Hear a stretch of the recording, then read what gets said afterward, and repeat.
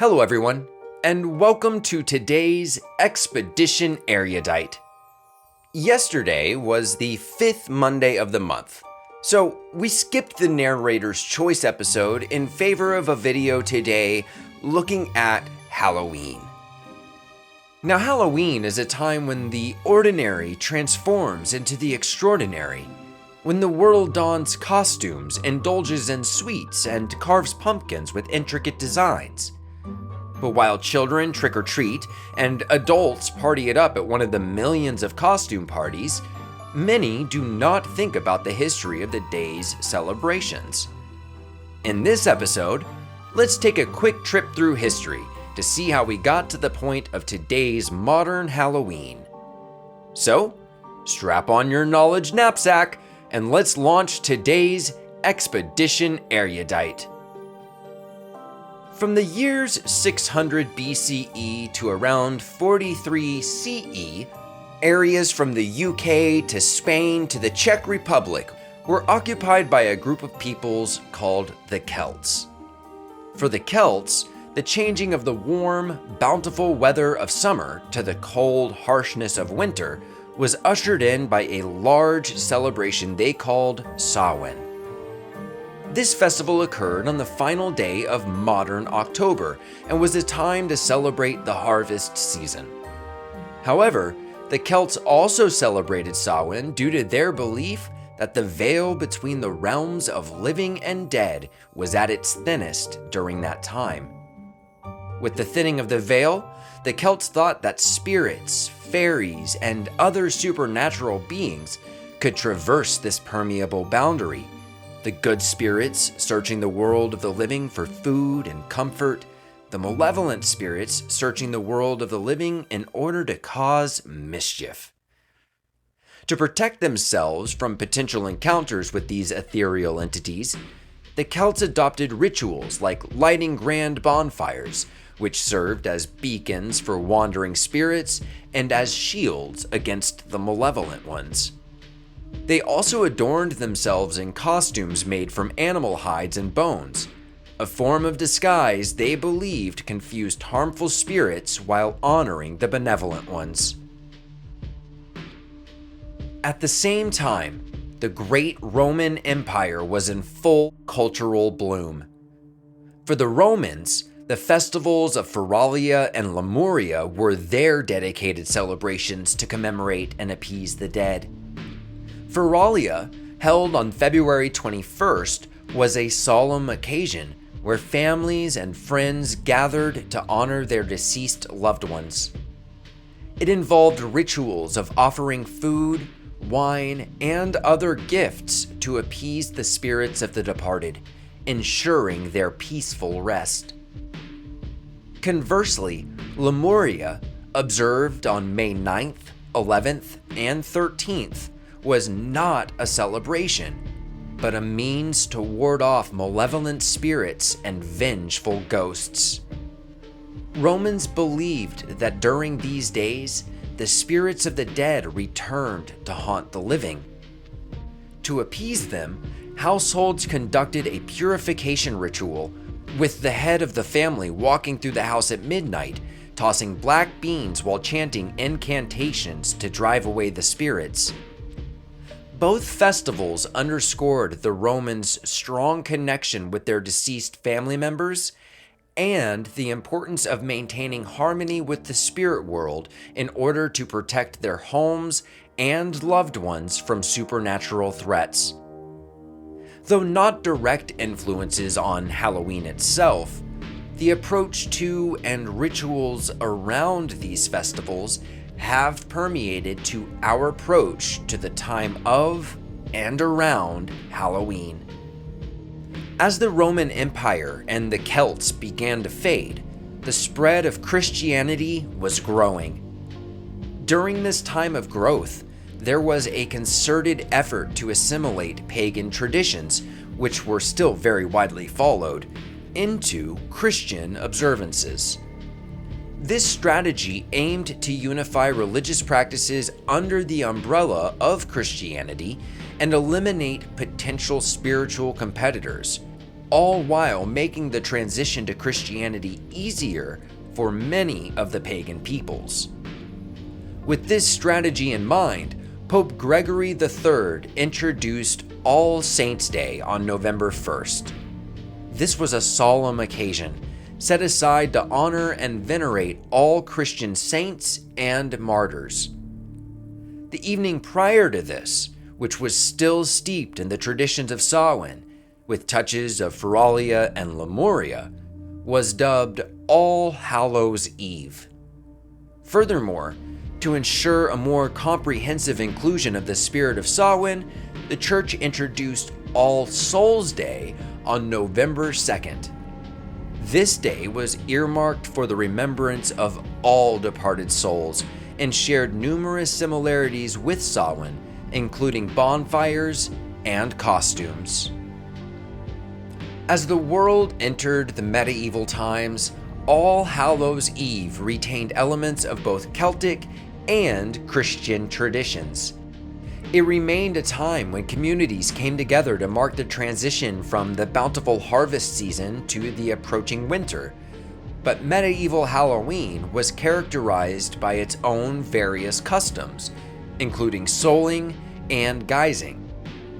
Souling involved individuals, often children, going door to door and offering prayers for the deceased in exchange for soul cakes, small, sweet treats.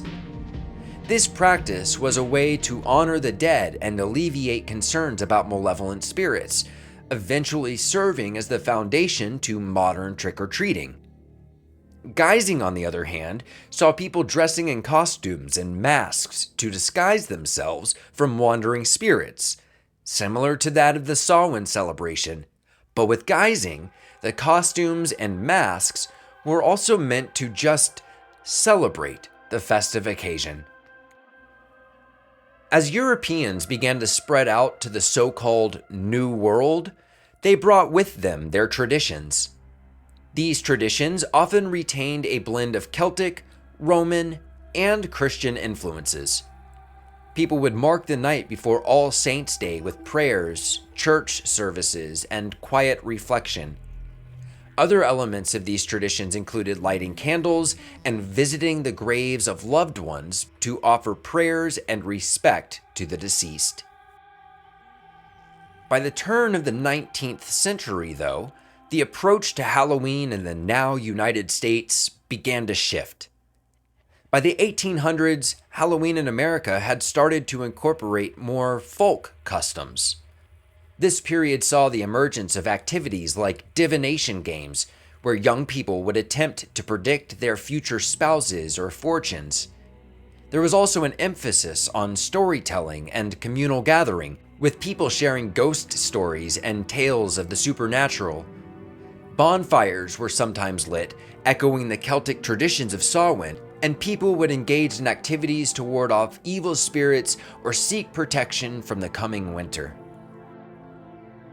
At the dawn of the 20th century, Halloween was still a community-centered celebration, deeply rooted in rural traditions.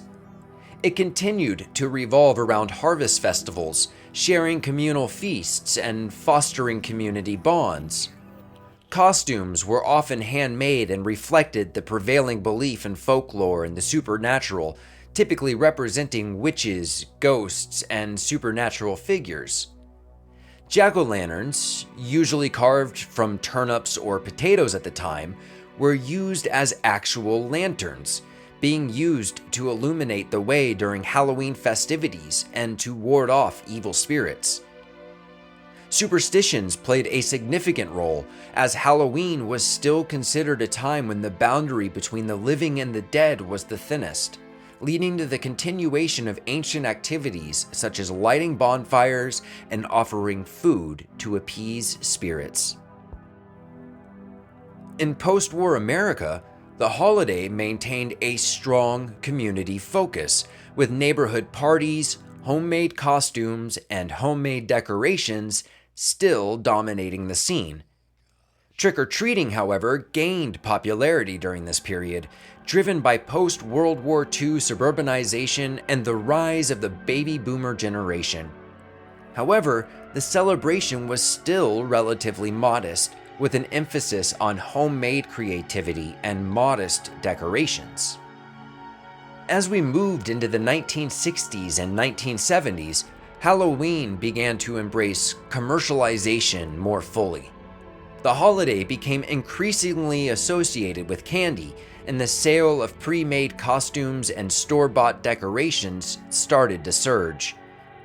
Popular culture played a significant role in shaping Halloween during this time, with iconic monsters from movies and television becoming central figures in the holiday.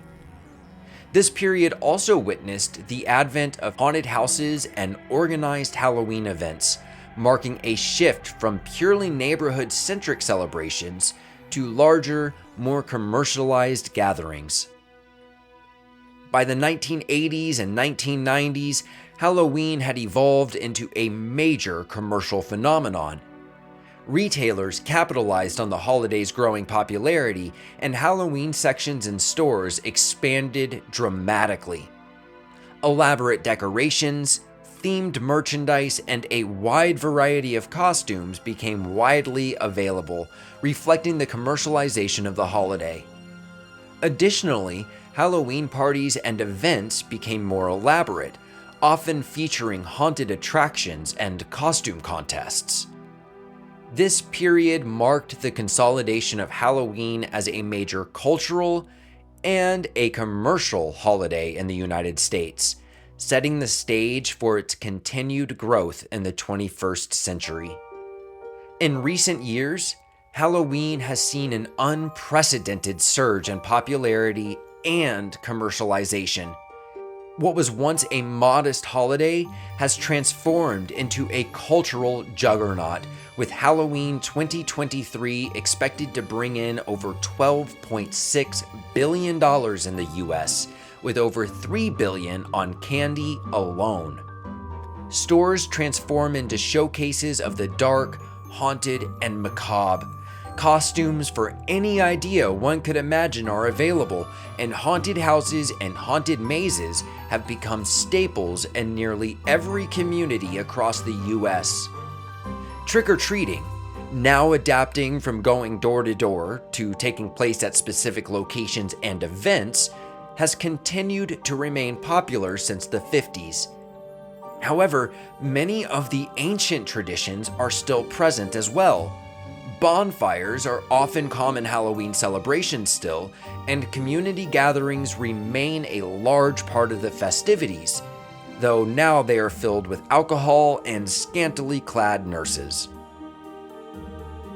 Over the coming decades, centuries, and even millennia, Halloween will most likely remain a part of our culture and the fall season. Though, what it will look like 1,000 years from now? Who knows? Thanks for coming along with me on today's Expedition Erudite. And until next time, everyone, keep exploring, keep discovering, and keep learning.